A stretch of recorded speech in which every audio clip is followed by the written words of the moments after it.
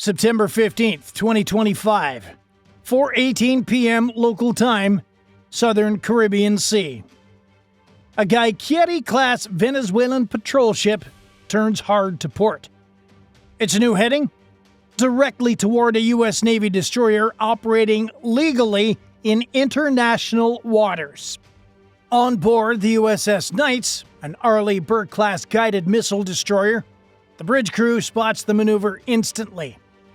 No warning, no radio contact, just a steel hull, 2,300 tons of it, accelerating to 22 knots and closing fast. At this range, less than 12 nautical miles, there's no room for assumptions. Every second counts. Combat Information Center calls the bridge. Unidentified contact is altering course, CPA is under 3 miles and shrinking. The ship's captain gives the order. Maintain ROE, log everything. Hail once, then go active. Bridge-to-bridge hails go out in English and Spanish. No response. The Venezuelan ship isn't drifting, it's choosing this path. The USS Nitze activates electronic countermeasures. Long-range cameras lock onto the contact. The ship's 5-inch gun rotates silently, just enough to be seen. Subtle, but deliberate. This isn't a drill, and everyone on board knows it. Inside the Combat Information Center, sailors monitor radar and FLIR feeds while maintaining a precise log. One misstep could be interpreted as hostile intent or weakness. And in these waters, weakness gets exploited. For the next 8 minutes, every system on the Nitze is watching. Every move is recorded. One wrong decision from either side, and this turns from posturing to escalation fast.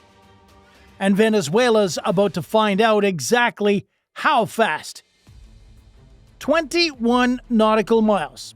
That's when the Venezuelan patrol vessel first appeared on radar. At first, it was just another contact. Low speed, steady heading, but that changed quickly.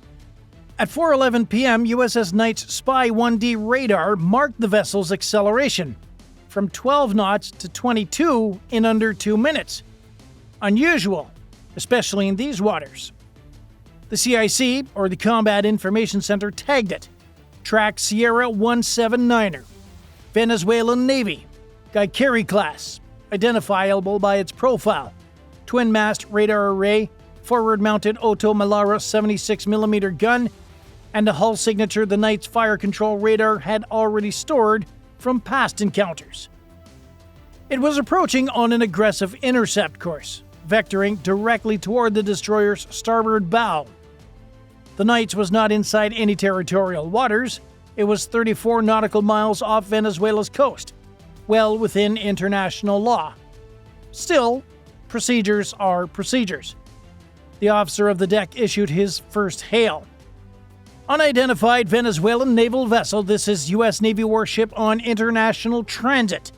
You are closing distance at high speed. Alter course immediately. Nothing. Second hail, this time in Spanish.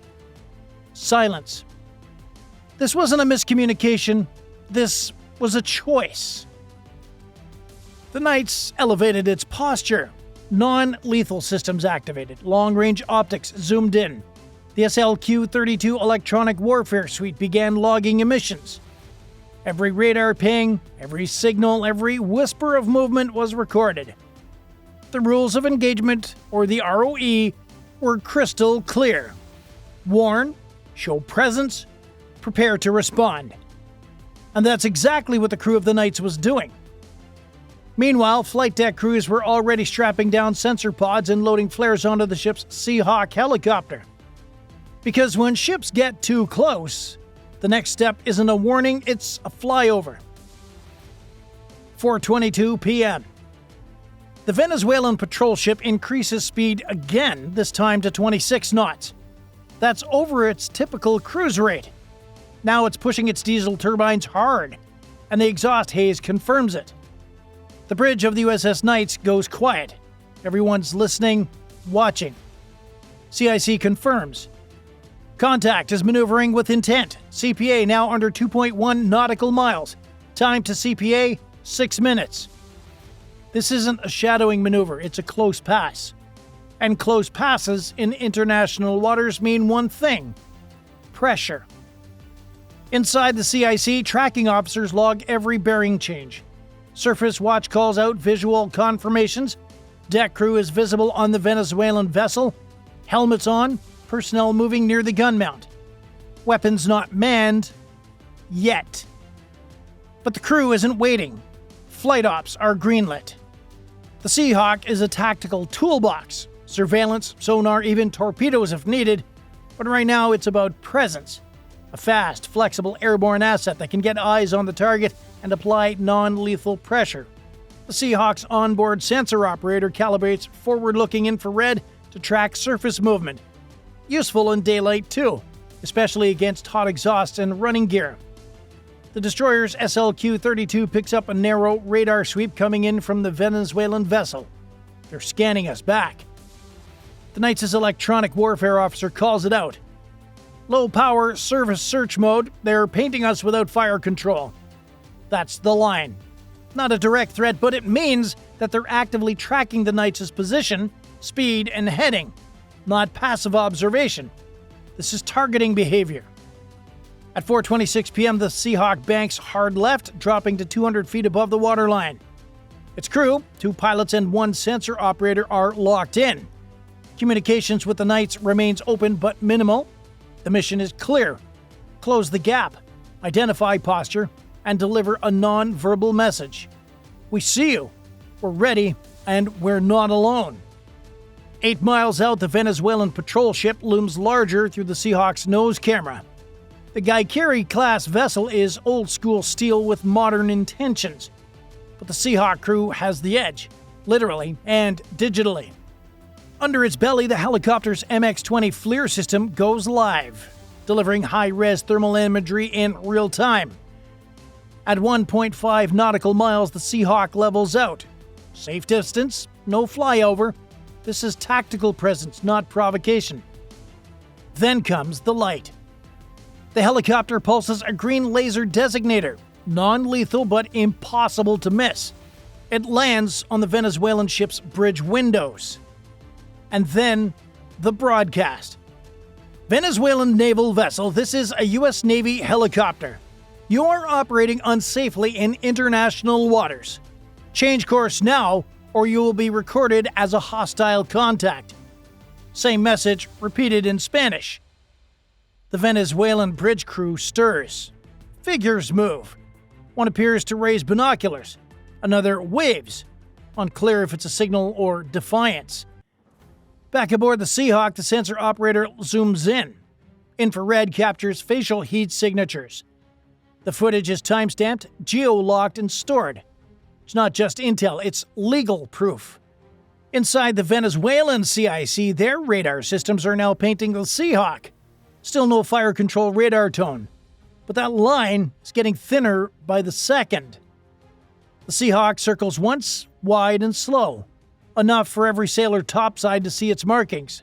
Navy, a white star, and an open weapons bay that could be carrying sonar buoys or torpedoes. They don't know. That's the point.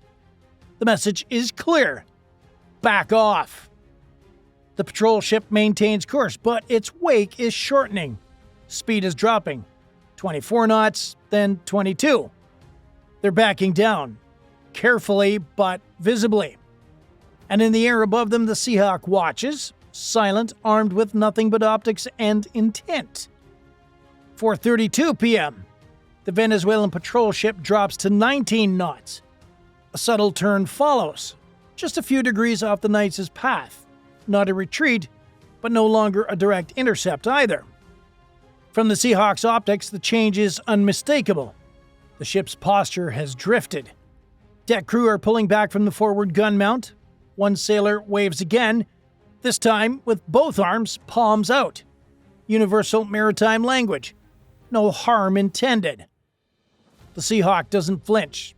It holds its orbit, sensors locked in, side-mounted camera recording every second. Then the Venezuelan bridge crackles to life. United States naval vessel, we are exercising sovereign patrol duties in proximity to Venezuelan waters. We request that you adjust your heading accordingly. It's not an apology, but it is the first sign of communication. Back on the Nitze, the response is clear, firm, and immediate. Venezuelan vessel, this is U.S. warship conducting legal transit in international waters. Your movements are being recorded. Unsafe maneuvers will be treated as escalatory. Silence. Then nothing. No new turns, no new hails, just the rhythm of engines and the widening gap between hulls. The Seahawk completes one final loop, then peels off. It climbs to 500 feet and heads back towards the Nitze's flight deck. Mission complete, pressure applied, message delivered. By 4:38 p.m., the Venezuelan ship is 6 nautical miles off the Nitze's starboard quarter, still visible, still moving, but no longer a threat. There are no missiles, no warning shots, just a tense ballet of steel, optics, and precision flying. But in this standoff, nobody blinked until Venezuela did. This wasn't random. Venezuela doesn't sail a warship straight to a U.S. Navy destroyer without a reason, even if that reason is just posturing. To understand why, you have to look back at what happened just 2 weeks earlier, on September 2nd, 2025. In a rare public statement, U.S. Southern Command confirmed that 2 Venezuelan smuggling vessels were kinetically neutralized in international waters after ignoring multiple warnings. The target? High-volume drug runners suspected of carrying synthetic opioids bound for the U.S. Strikes were clean, precise, and conducted by drones operating under Coast Guard jurisdiction backed by Navy ISR. The message from Washington was loud and clear. Smuggling operations in the Caribbean won't be tolerated, even outside territorial waters. Caracas? Not a fan. In the days following the strikes, intelligence analysts noticed a sudden uptick in Venezuelan naval activity, especially from their Comando de Guardacostas, the Naval Coast Guard.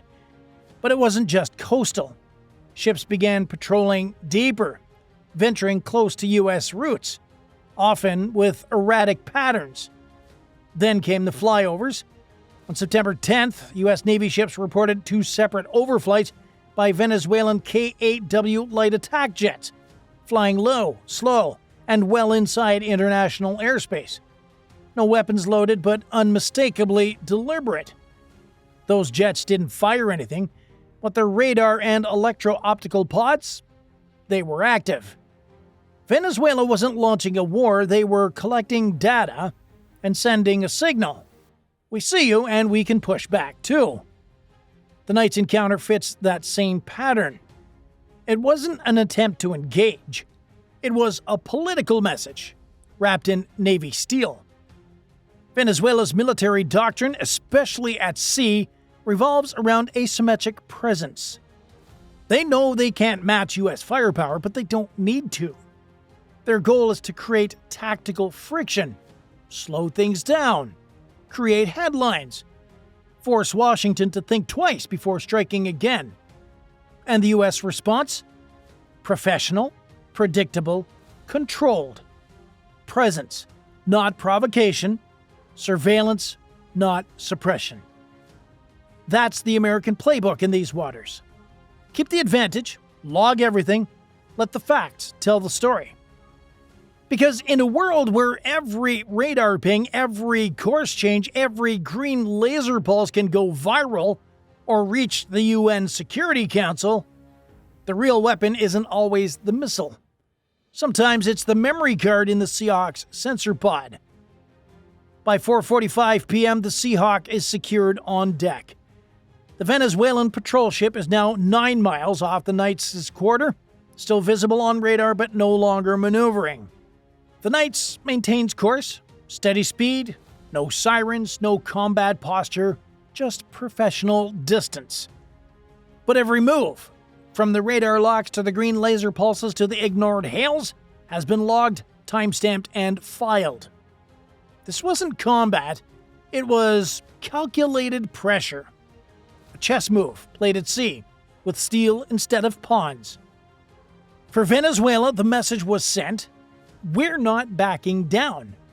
But the reply was louder, "We're not blinking." One tense encounter. No shots fired, but a clear boundary drawn. Quietly and undeniably. The Caribbean remains a flashpoint, not because of firepower, but because of proximity, politics, and perception. The next encounter might not end this calmly. So here's the question. Should the U.S. respond more aggressively to these maritime standoffs, or is restraint the smarter weapon? Drop your take in the comments. I'm going to read every one. And if you want more real-world encounters like this, where navies posture, intercept, and calculate their moves down to the meter, subscribe to Navy Media. And hey, if you want to go a step further and support the channel directly, join the fleet. You'll get loyalty badges, priority responses, and you'll be helping us bring more true maritime stories to the surface.